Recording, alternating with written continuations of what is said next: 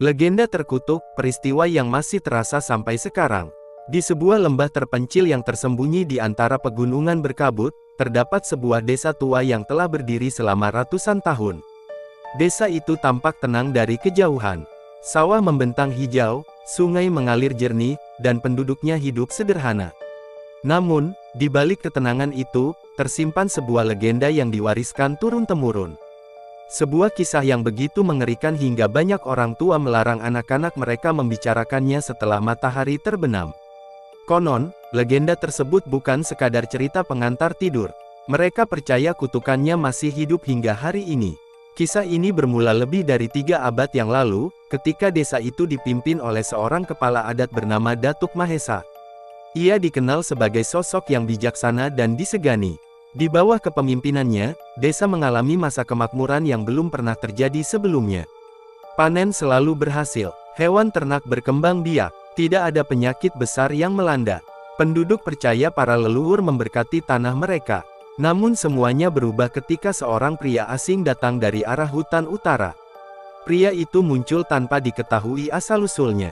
Ia mengenakan pakaian hitam lusuh dan membawa sebuah tongkat kayu tua yang dipenuhi ukiran aneh. Saat pertama kali tiba, penduduk menganggapnya hanya pengembara biasa. Tetapi beberapa hari kemudian, kejadian-kejadian aneh mulai bermunculan. Air sumur berubah keruh, ternak mati mendadak, anak-anak sering mengigau saat tidur. Meski demikian, Datuk Mahesa tetap menyambut pria itu dengan baik.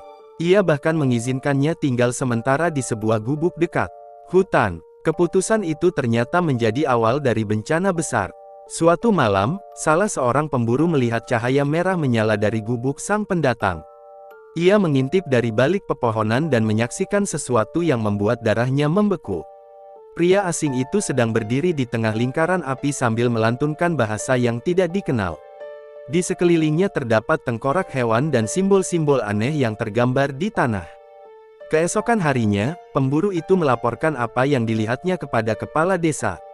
Datuk Mahesa segera memerintahkan beberapa warga mendatangi gubuk tersebut. Namun saat mereka tiba, pria itu telah menghilang. Yang tersisa hanyalah tongkat kayunya yang tertancap di tanah. Sejak saat itu, kutukan mulai menunjukkan kekuatannya.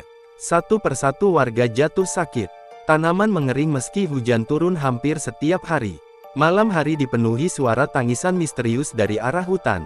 Beberapa orang mengaku melihat sosok hitam berdiri di antara pepohonan sebelum lenyap begitu saja. Rasa takut mulai menguasai desa. Penduduk percaya roh jahat telah dilepaskan. Para tetua adat mencoba melakukan berbagai ritual untuk menghentikannya. Tetapi semua usaha gagal. Sebaliknya, kejadian-kejadian aneh semakin sering terjadi. Pada tahun berikutnya, bencana terbesar datang. Gempa hebat mengguncang wilayah tersebut. Bukit di utara longsor dan menelan puluhan rumah. Sungai berubah arah dan menghancurkan lahan pertanian. Ratusan warga kehilangan tempat tinggal. Saat itulah seorang tetua tua mengingat kembali sebuah ramalan kuno yang hampir terlupakan. Menurut ramalan itu, suatu hari akan datang seorang pembawa kutukan dari hutan utara. Jika ia diterima tanpa kewaspadaan, roh penjaga lembah akan meninggalkan desa. Dan ketika roh penjaga pergi, penderitaan akan mengikuti selama beberapa generasi. Mendengar ramalan tersebut, Datuk Mahesa merasa sangat bersalah. Ia percaya dirinya lah penyebab semua musibah. Sebagai bentuk penebusan, ia memimpin ritual besar di puncak bukit yang dianggap suci. Ritual itu berlangsung selama 7 malam. Pada malam terakhir, ribuan lilin dinyalakan. Doa-doa dipanjatkan, sesajen dipersembahkan. Ketika fajar menyingsing, kabut tebal turun menutupi seluruh lembah.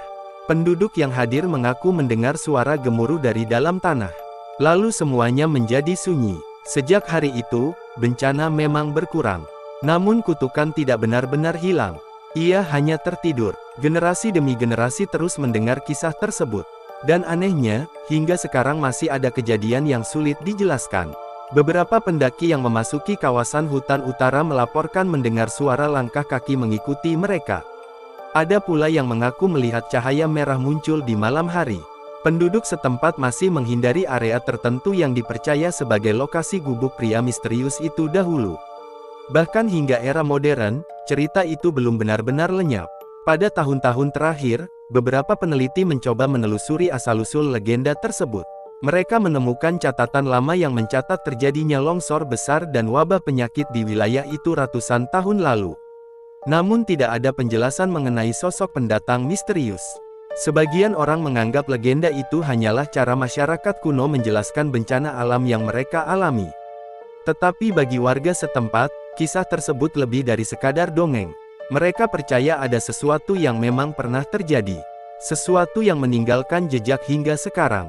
Yang membuat cerita ini semakin menyeramkan adalah banyaknya kesaksian yang memiliki kemiripan meskipun berasal dari waktu berbeda. Orang-orang yang tidak saling mengenal menggambarkan sosok yang sama. Pria berpakaian hitam, tongkat kayu berukir, dan cahaya merah di tengah hutan. Apakah semua itu hanya kebetulan? Ataukah kutukan yang diceritakan leluhur memang belum sepenuhnya berakhir? Tidak ada yang benar-benar tahu. Namun satu hal yang pasti. Ketika malam tiba dan kabut mulai turun menyelimuti lembah, penduduk masih menutup pintu rumah lebih awal. Mereka masih menghindari jalan menuju hutan utara. Dan mereka masih mengajarkan satu pesan kepada anak-anak mereka. Jangan pernah mengikuti cahaya merah yang muncul di tengah kegelapan.